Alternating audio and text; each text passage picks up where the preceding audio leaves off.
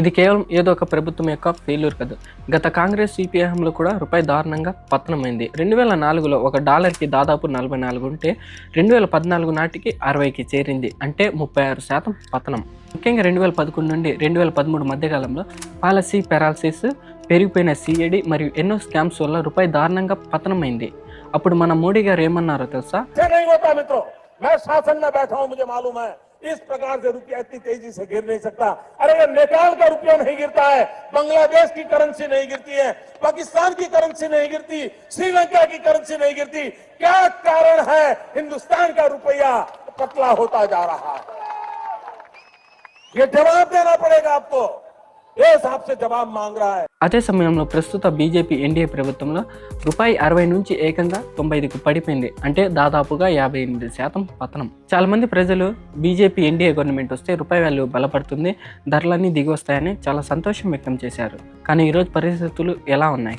2020లో ఒక barrel crude oil price $60 ఉంటే ఒక లీటర్ పెట్రోల్ 105 పైగా ఉంది, డీజిల్ 100కు పైగా ఉంది, ఎల్పిజి సిలిండర్ 1000కి పైగా ఉంది. 2020లో ఒక బ్యారెల్ క్రూడ్ ఆయిల్ ప్రైస్ $35 కన్నా తక్కువ ఉన్నప్పుడు కూడా 95 పైగా ఉన్నది పెట్రోల్. రష్యా నుంచి చాలా తక్కువ రేట్కే క్రూడ్ ఆయిల్ కూడా వచ్చింది, అయినా కూడా పెట్రోల్ రేట్లు తగ్గలేదు. 2020లో ఒక లీటర్ పెట్రోల్ ప్రైస్ 117 పైగా ఉంది, అది కూడా ఇథనాల్ కలిపి. ఏమైనా అంటే అంతర్జాతీయ కారణాల వల్ల అంటారు. ఈ మధ్య అమెరికా ఇరాన్కి యుద్ధం జరుగుతున్నప్పుడు అంతర్జాతీయంగా క్రూడ్ ఆయిల్ ధరలు అయితే పెరిగాయి.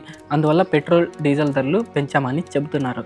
మరి అంతర్జాతీయంగా క్రూడ్ ఆయిల్ ధరలు తగ్గినప్పుడు మీరు ఎంతవరకు పెట్రోల్ డీజిల్ ప్రైజులు అయితే తగ్గించారు? ఇప్పుడు చాలామంది అనుకుంటారు ఇప్పటికి జీతాలు పెరిగాయి కదా, అవి కూడా పెరిగి ఉంటాయని. అయితే 2011లో ఒక బ్యారెల్ క్రూడ్ ఆయిల్ ప్రైస్ $120.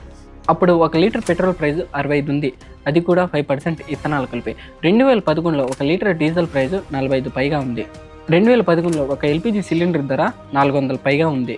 మరి అప్పటితో పోలిస్తే ఇప్పుడు క్రూడ్ ఆయిల్ ధరలు చాలా తక్కువ ఉన్న రేట్లు ఎందుకు డబుల్ అయ్యాయి? ఇప్పుడు యుద్ధం కారణంగా క్రూడ్ ఆయిల్ ధరలు పెరిగాయి. మరి దానికి ముందు అసలు ఇలా పెట్రోల్ డీజిల్ ప్రైజులు పెరిగిపోవడానికి, రూపాయి పడిపోవడానికి ఉన్న లింక్ ఏంటో తెలుసా? అంతర్జాతీయ మార్కెట్లో ఒక బ్యారెల్ క్రూడ్ ఆయిల్ ప్రైస్ $100 ఉందనుకున్నాం. ఒకవేళ డాలర్తో పోలిస్తే మన రూపాయి వాల్యూ 50 ఉంటే మనం 5,000 కడితే ఒక బ్యారెల్ క్రూడ్ ఆయిల్ వస్తుంది. కానీ అదే ఒక డాలర్కి $100 పడిపోతే ఒక బ్యారెల్ క్రూడ్ ఆయిల్ కోసం మనం ఏకంగా $10,000 కట్టాలి. అంతర్జాతీయ చట్టాల ప్రకారం ప్రపంచ వాణిజ్యంలో ఏ వస్తువు కొనాలన్నా అది డాలర్లోనే జరగాలి. అందుకే రూపాయలను డాలర్లు మార్చుకొని మాత్రమే మనం ముడి చమురుని కొనుగోలు చేయగలం. గవర్నమెంట్ ఏదైనా కావచ్చు, రూపాయి పతనమైనప్పుడు సామాన్యుడిపై పడే భారం మాత్రం ఒకటే.